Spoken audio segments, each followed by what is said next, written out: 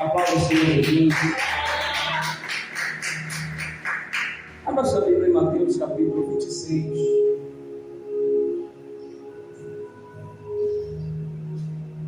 Mateus 26. Capítulo 26, versículo 26.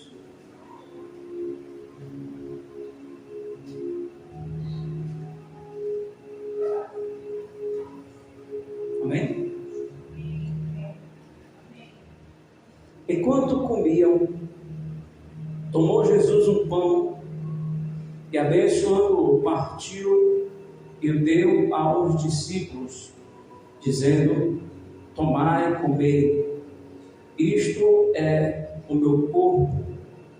A seguir tomou um cálice, tendo dado graças, o deu aos discípulos, dizendo: bebei dele todos, porque isto é o meu sangue, o sangue da nova aliança, derramado em favor de muitos para a remissão de pecados. E digo-vos que, desta hora em diante, não beberei deste fruto da videira, até aquele dia em que o hei de beber convosco no reino de meu Pai. E tendo cantado um hino, saíram para o Monte das Oliveiras. Amém? Se assente, aplaudindo ao Senhor com palmas de vitória essa noite.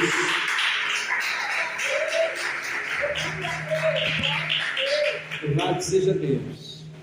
Amada igreja, quando nós lemos esse texto, nós vemos um momento decisivo em que Jesus ali está sendo preparado para os seus últimos momentos próximo aos seus discípulos, antes de que ele venha a ser negado 3 vezes por Pedro, antes de que ele venha a ser traído por Judas. Interessante que Jesus ali, ele se reúne com seus discípulos e vai falar acerca desta nova aliança que, através do seu sangue e da sua carne, nós, eles, os discípulos e nós, temos com o Senhor. Este momento que nós estamos aqui no culto de Santa Ceia é o momento que nós estamos fazendo memória, menção daquilo que eles fizeram também. E o próprio Senhor Jesus, antes desse momento, você observa que nos evangelhos de Mateus, de Lucas e de Marcos, eles não são bem detalhados como em João. Em João, nós podemos observar que Jesus, antes de servir a ceia, a Bíblia diz que ele tira as suas vestes, ele pega uma bacia e ele vai lavar o pé dos seus discípulos. Aonde o episódio que Pedro ali, ele não compreende a mensagem que Cristo estava passando para ele. Ele precisava ser lavado por Jesus. Ele precisava ser tratado por Jesus. Só que na sua ignorância, ele não entendia que Jesus precisava fazer aquele ato para se cumprir as Escrituras. E ele diz: Senhor, não, tu não pode me lavar. E Jesus, ele disse assim: se eu não te lavar, tu não tens parte comigo. Vós já está limpos pela palavra. Ele vai dizer assim: mas um é o diabo. Ele estava falando acerca de Judas. Os discípulos estavam lavados pela palavra. Olha a importância, amada igreja. A palavra do Senhor, que muitas das vezes nós achamos entediante ouvir a mensagem.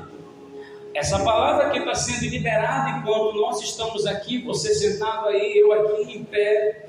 Essa palavra que não é minha, essa palavra que sai de Deus, do Espírito Santo. Quando ela entra no seu ouvido, ela produz, amados, uma limpeza espiritual. É por isso que Jesus, ele disse: vós já estás limpo pela palavra. Certa feita, eu me lembrei agora de um episódio que o Senhor me lembra, uma situação em que um pastor conversando comigo, ele disse assim: eu prefiro às vezes estar ouvindo do que estar pregando, porque enquanto eu estou ouvindo, eu estou recebendo a unção. Olha a diferença. Enquanto muitas vezes a gente acha que enquanto a mensagem não está sendo pregada, ela não está trazendo unção, está trazendo som.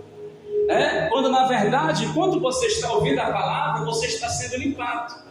É por isso que nós, igreja, não devemos ficar distraídos. Sempre você tem que estar ocupando a sua mente com alguma coisa. Sempre a igreja tem que estar ocupando a sua mente e a sua visão com alguma coisa da parte de Deus, para que a gente não venha enfraquecer e o inimigo tomar domínio sobre a mente. Louvado seja o nome do Senhor. Como pastor, sempre coloque um som na sua casa, um louvor na sua casa, uma pregação na sua casa. Coloque um irmão que esteja orando no rádio. Sempre deixe a sua casa um ambiente espiritual. Prepare a sua casa para que Deus venha fazer habitação, morada. Os anjos vêm sobre a tua casa. Louvado seja o nome do Senhor. Tanto é que enquanto Jesus ali, ele participa da ceia, logo em seguida a Bíblia diz que ele canta um hino, e ele sai em direção ao Monte das Oliveiras. Olha só a determinação de Cristo. Ele sai determinado, igreja, para ir rumo ao seu sofrimento na carne, mas a sua vitória no mundo espiritual. Para o mundo, ele foi com alguém que perdeu uma batalha, um líder que, aos olhos da humanidade, como se ele fosse uma pessoa que fracassou na execução do seu chamado. Só que Jesus, ele não queria ser um líder aqui nessa terra. Jesus, ele foi chamado para ser um grande líder espiritualmente, aquele que seria, louvado seja o nome do Senhor, exaltado por Deus acima de tudo e acima de todos. Ele não se dobrou à vontade do homem, ele se submeteu à vontade do Pai. E diz a Bíblia que por causa disso Deus deu a ele um nome sobre todo nome, aonde diante do céu e da terra e embaixo da terra todo joelho se dobrará diante desse nome. Aonde os demônios tremem diante desse nome. Incrível. É tão grande a autoridade que foi colocada sobre a vida de Jesus, que somente o nome dele tem poder. Nós expulsamos no nome de Jesus, nós profetizamos no nome de Jesus e acontece. Nós ordenamos a cura em nome de Jesus e acontece. O nome é poder. É por isso que você tem que colocar o nome de Jesus. Vai dar certo em nome de Jesus. Vai acontecer em nome de Jesus. O nome do Senhor tem poder, igreja. Louvado seja o nome do Senhor. Ele sai, louvado seja Deus. Só que antes disso a Bíblia diz que Pedro é avisado. Aonde ele vai dizer: Senhor, aonde tu for, eu vou contigo. Senhor, o que tiver de passar, eu vou passar. Se possível, iria até a morte contigo. Jesus, conhecendo tudo, sabendo que Pedro era o homem que iria falhar com ele, ele diz: Pedro, em verdade te digo que tu me negarás 3 vezes antes que o galo cante. Interessante que é tão verdade isso. Jesus, ele tenta agora extrair uma verdade lá mais adiante, depois que ele ressuscita. Ele vai perguntar para Pedro: Pedro, tu me amas?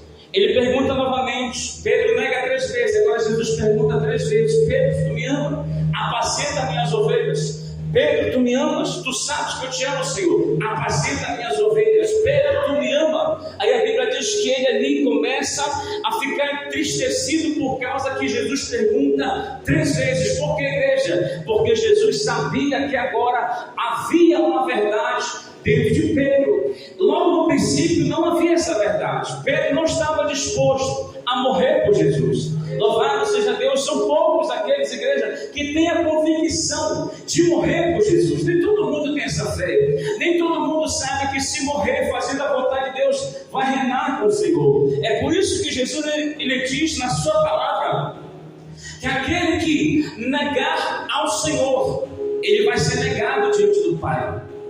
Aquele que negar o Senhor aqui nessa terra, naquele grande dia, vai ser negado diante do Pai. Mas aquele que perder a sua vida por amor a Ele, achará a sua vida lá com Ele, a eternidade. É a maior recompensa que eu e você estamos aqui, igreja.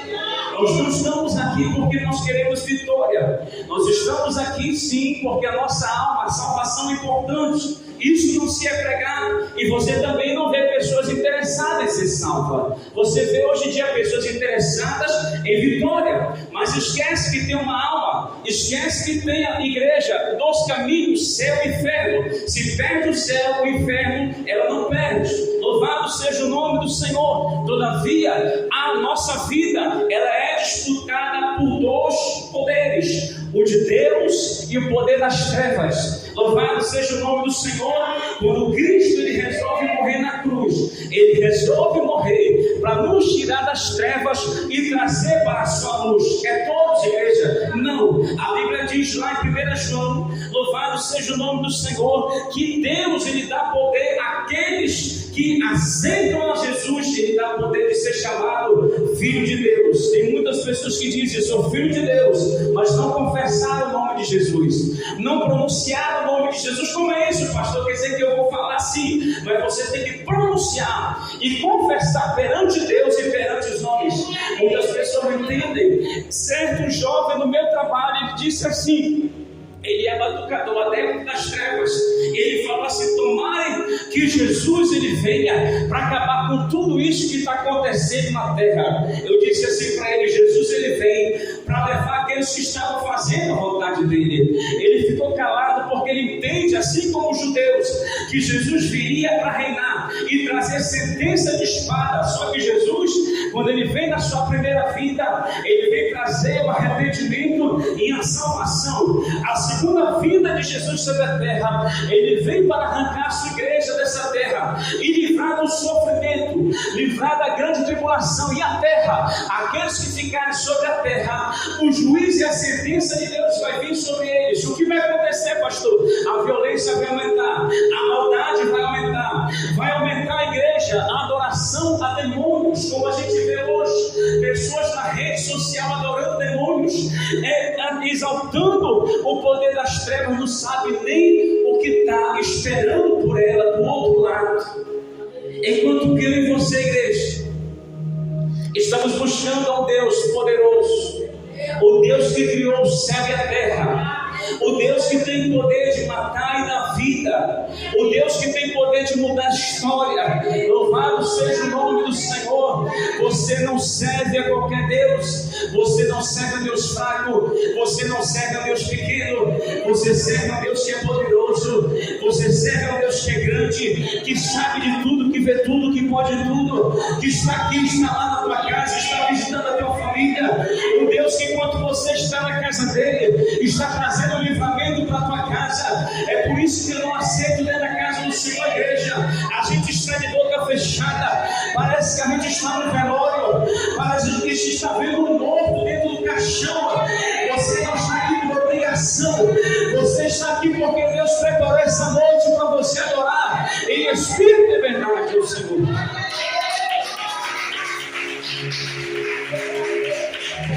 Você não pode se sentir obrigado a servir a Deus. O próprio Jesus disse: quem quiser me seguir, siga-me. Negue-se a si mesmo.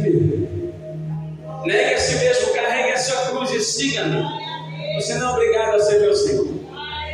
Não porque me chamaram para dirigir o culto. Não dirige obrigado. Não venha se você não quer, mas também saia da frente se você está trabalhando. Você não é obrigado a fazer nada forçado, porque Deus não dá presente, Deus não abençoa, Deus não muda a história quem faz as coisas forçadas para Ele. Agora, como foi dito aqui, se você faz de coração, se dentro do teu coração está dizendo: Senhor, eu estou passando por isso, eu estou passando por dificuldades, eu estou chorando, mas eu estou aqui porque eu faço para isso. Eu nunca vi um justo mendigar o pão, diz a palavra. Eu nunca vi, amados, o Senhor, Ele deveu alguma coisa para nenhum de nós. Eu tenho visto Deus cuidar de nós. Eu me lembro que quando o Senhor permitiu eu ficar por um tempo, as portas se fecharam. Foi o tempo que eu mais vi milagre do Senhor. Foi o tempo que engordei de amores. Engordei porque era muita fartura. E aí a gente não entende essas fichas de mistério do Senhor. Jesus morreu para dar vida e vida abundância, não somente no material, mas no espiritual. Ele não morreu para você viver triste. Ele não morreu para você viver de cabeça baixa. Ele não morreu para você se sentir que é resto. Ele não morreu para você achar que você não é nada. Ele não morreu, louvado seja o nome do Senhor, para você achar que você não tem valor algum. Pelo contrário, Ele morreu e Ele trouxe sobre a minha e a sua vida o Espírito Santo, que tem valor maior que todas as coisas desse mundo. A Bíblia diz que você e eu não fomos comprados por ouro nem por prata. Você não foi comprado por coisas desse mundo. Diante de Deus, o sangue de Jesus, igreja, é algo precioso, é algo caro. E esse sangue, ele tem o poder de purificar a minha e a sua vida. Você pode ter pecado, você pode ter falhado, mas quando você reconhece, o Senhor vem com o seu sangue sobre a sua vida, purifica as tuas vestes, limpa o teu coração, lava a tua mente. É por isso que você precisa pedir para o Senhor: Senhor, lava a minha mente, veio pensamento errado, lava a minha mente com o teu sangue, Senhor. O sangue é para purificar, o sangue é para lavar.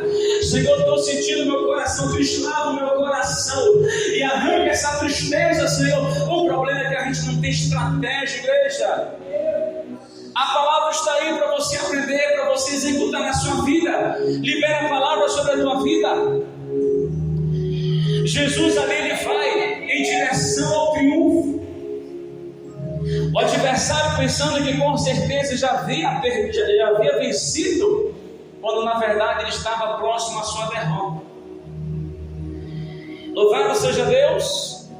Até o presente momento ninguém conseguia salvar a humanidade. Nem o homem, nem Moisés, nem Elias, que era cheio de unção, orava e o fogo caía. Ninguém estava apto, igreja, para morrer pela humanidade. Aí vem Jesus, desprezado, homem de dores, homem que à vista dos homens era rejeitado. Louvado seja Deus. Homem que à vista das pessoas era desprezado. Quando o Senhor aparece no cenário, igreja, Ele vem trazendo a virtude e a graça do Espírito Santo. O poder por onde Ele passava, pessoas eram curadas, pessoas eram tocadas, paralíticos se levantavam, surdo ouviam, cego viam, mudo falavam. Aí a Bíblia diz que Ele vai com os discípulos ao monte. Quando Ele chega ali, a Bíblia diz que Ele vai orar à parte. Ele chama Pedro, Tiago e João e diz: orem comigo. Ele vai orar à parte, e todos nós sabemos a oração que ele fala. Ele diz: Senhor, passa de mim esse cálice.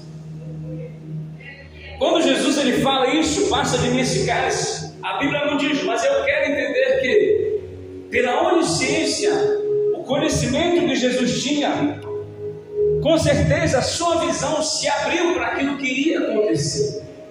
A cruz, os pregos, as chicotadas, as cuspidas, a paulada na cabeça que ele levou.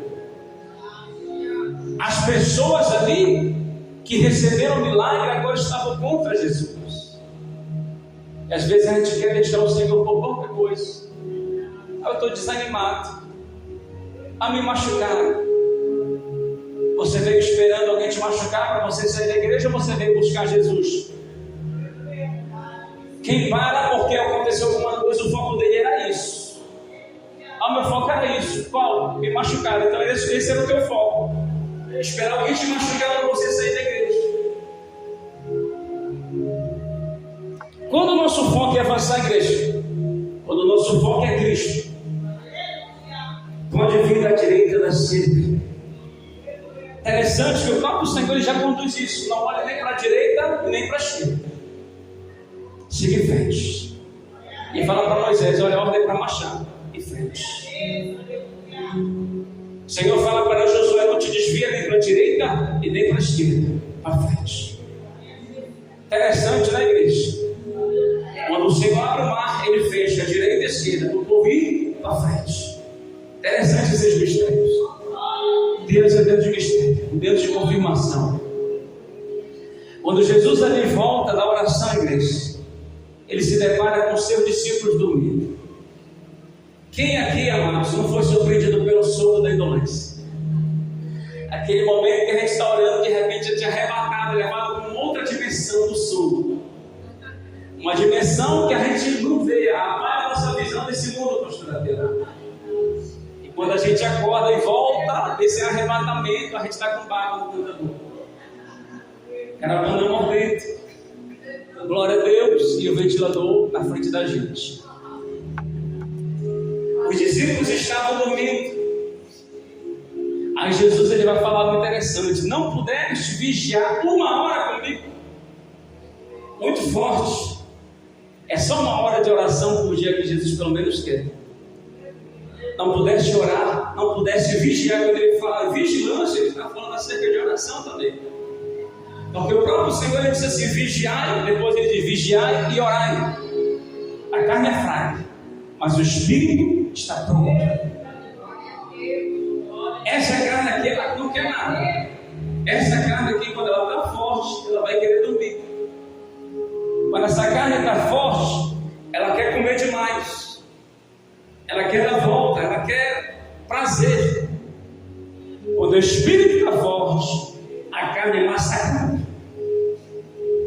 Quem é a igreja que vai querer massacrar a sua própria matéria? Quem é que vai recusar um churrasco quando a barriga está pedindo? É nessa hora que o espírito está forte. Que vai chegar um momento em que o Senhor vai pedir mais da gente. Aí eu quero mais de ti, mais jejum. O Senhor tem falado isso comigo. Mais jejum, mais oração. Louvado seja Deus, orar mais, jejuar mais, ler mais a palavra. Pastor, já faço dobro. Por que eu tenho que fazer dobro, pastor? Porque o ataque pode vir maior lá na frente e Deus já está avisando aqui. É isso que a gente não entende. Mas eu estou fazendo, faça mais. Deus ele sabe que tem o que está por vir. Louvado seja Deus. O Senhor vai levar uma igreja que tenha óleo na botija. Você precisa de óleo na sua botija. Louvado seja Deus. Amada igreja, os soldados vêm até Jesus, prendem Jesus. Todos nós sabemos da história. Judas, como sinal, ele diz assim: aquele no qual eu beijar, esse é o mestre. Ele chega e beija a Cristo. Quando ele beija a Cristo, o Senhor diz assim: Judas, ele fala: amigo, tu traíste o filho do homem com um beijo. Traições. Beijo, abraço, carinho, paparinho, pega no cabelo, pega na mão. Louvado seja Deus. Nem todas essas coisas representam verdade. No momento do pega para capar, igreja, somente aqueles realmente que estão conosco vão ficar conosco. Somente aqueles que realmente, amados, nos amam de verdade vão sofrer com a gente. O resto vai tudo embora correndo. Foi assim que aconteceu com Jesus. Os discípulos foram dispersos. Aí o Senhor cita lá em Zacarias que diz: ferirei o pastor e as ovelhas ficarão dispersas. Louvado seja Deus. A igreja, o que chama a atenção é quando ali diante da situação de prenderem a Cristo, algo me tocou muito.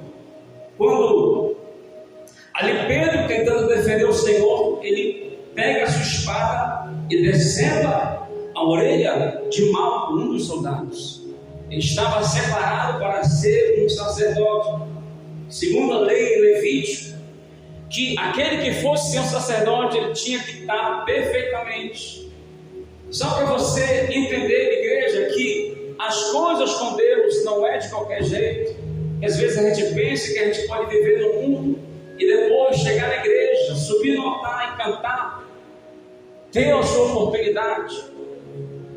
Se você for olhar para o Antigo Testamento, por exemplo, para alguém ser um sumo sacerdote, eu não podia nem ter falha numa barba. Eu já não ia ser sacerdote, eu teria falha na minha barba, né? Ia passar o cajado para a pastora Leila. Já não podia ser sacerdote. E outros critérios. Aí vem Pedro e decepa a orelha de Malco. Já não podia ser um sacerdote, ia ser surdo de um lado, com defeito na orelha. Aí Jesus vem e pega a orelha dele, decepada, e coloca, e ele cola com a cola do céu. Glória a Deus. Devolve a audição, devolve a orelha daquele homem. Igreja, quem de nós aqui somos aptos para isso? Devolver o bem com aquele que nos faz mal. Mas Jesus nos chama para isso. Alguém nos faz mal, devolver. Pastor, mas me feriu, me machucou. Pastor, a pessoa fez um grande mal. Pastor, minha vontade é chegar e partir para cima, entrar na carne e depois me reconciliar no culto. Louvado seja Deus. Faça o bem, semeie o bem, faça a sua parte de servo. Deixa que o Senhor faz a parte dele de Senhor. Deixa que a vingança pertence ao Senhor, diz a palavra do Senhor. A mim, a você pertence a pagar o mal que nos fizeram com o bem. A Bíblia diz que fazendo isso, você amontoará brasas sobre a cabeça dessa pessoa. A consciência vai tocar. Essa pessoa é capaz de aceitar Jesus e dizer verdadeiramente: Deus está na vida daquela pessoa, porque eu estou fazendo mal, ela está me devolvendo bem. Então verdadeiramente Deus está na vida dessa pessoa. Realmente a Bíblia diz que aquele que tem amor, esse tem Deus na vida, porque a Bíblia diz que Deus é amor. Então se eu tenho amor, Deus está na minha vida. Se Deus está na minha vida, eu reparto amor para as pessoas. E esse amor que eu reparto, igreja, não é abraço, não é carinho, não é beijo no rosto. Esse amor que a Bíblia fala é você amar aqueles que não te amam. É você fazer o bem para aqueles que não querem ter o bem. A gente, como líder, a gente lida com isso. Quantas pessoas não chegaram com a gente? Pastor, ora por mim, pastor. Ora por mim que tem uma vitória, pastor. Não falo só nessa área, igreja. Que senão a pessoa pensa que a gente só quer dinheiro, né? Aí o Senhor vai lá e muda o cativeiro. Aí o que acontece? Tomou do rio, a dor subiu. Quantas e quantas pessoas, igrejas, que a gente estendeu a mão. Pessoas que outrora chegaram quebrados. Pessoas que outrora chegaram amassados, amaldiçoados. Pessoas que outrora foram lançadas palavras de maldição contra a vida delas. Chegou, permite chegar até nós. E a gente ali começa a apacentar. Hoje em dia é muito fácil de ser apacentado. Entre aspas. Eu digo pela questão da facilidade. Você pode estar dando uma palavra pelo celular, dando uma mensagem, um aconselhamento, orar para a pessoa. Está fácil desse lado, mas está difícil porque a mente das pessoas está fechada. Hoje em dia, igreja, é mais fácil as pessoas absorverem o mal do que o bem. Se é pregado o bem aqui, a pessoa não absorve. Quando se vê uma palavra negativa, aquilo entra no coração e ela guarda para a vida toda. Mas Jesus morreu, igreja, para nos dar alegria. O Senhor morreu para mudar a tua história, a história da tua casa. Louvado seja Deus. Ele triunfou, Ele está triunfando, e nós queremos triunfar com Ele. Se nós não desfalecermos, não desfaleça na caminhada. Não pare por nada. Louvado seja Deus. Não desista do Senhor, não desista, igreja. Desistir nunca foi a solução. Agora seguir em frente sim. Sabe por quê, igreja? Porque Jesus não desistiu de nós. O Senhor foi até o fim. Eu fico triste quando eu vejo alguém, igreja, que estava na igreja, desiste de caminhar para o Senhor. E a pessoa diz: a pessoa se afastou quando ela saiu da igreja. Não, a pessoa se afastou dentro da igreja. O corpo dela saiu depois, porque o coração não estava mais. O corpo foi depois, seguiu o desejo do coração. Mas Jesus não fez isso. Jesus foi traído, Jesus foi cuspido. Jesus andava com traidores, Jesus andava com pessoas erradas, rebeldes. Jesus andava com pessoas como Pedro, que andava com espada, estava ouvindo a palavra, mas era um cara que qualquer coisa era espada para os outros. João era amoroso, mas se pregasse alguma feita a vontade dele, ele logo falava: Jesus, tu não quer que nós venhamos orar e caia fogo sobre essa cidade aqui? Quantos e quantos são assim, irmão? Estou dentro da casa do Senhor, mas deixa pisar no pé na hora, deixa pisar bem na ferida, a velha criatura nasce rapidamente. Louvado seja Deus. E sabe o que Jesus fez? Mudou a história de cada um deles. E Ele quer mudar a minha e a sua história também. Em meio às nossas falhas, em meio às vezes à nossa incapacidade, a gente diz assim: Senhor, eu não presto, eu já falei muito, eu já errei muito, Senhor, eu não tenho capacidade. Você olhar cada um dos discípulos, cada um, igreja, tinha uma fraqueza. Um era ladrão, o outro roubava os impostos dos outros. Um era o traidor, o outro era incrédulo. Deixa eu ver se eu lembro mais. Louvado seja Deus. Desses quatro eu me lembrei. Mas se você for observar, cada um deles tinha uma limitação. Depois que eles recebem o Espírito Santo sobre a vida deles, eles passam a ser homens cheios. E por onde eles passarem, coisas aconteciam. Eu quero profetizar na minha e na sua vida também. Você cheio do Espírito Santo. E por onde você passar, a diferença acontecer na sua vida, a diferença acontecer na sua casa. As pessoas presenciarem a presença de Deus na tua vida, por causa dessa mudança que Cristo irá fazer na minha e na sua vida. Toma posse dessa palavra. Aplausos, Senhor Jesus.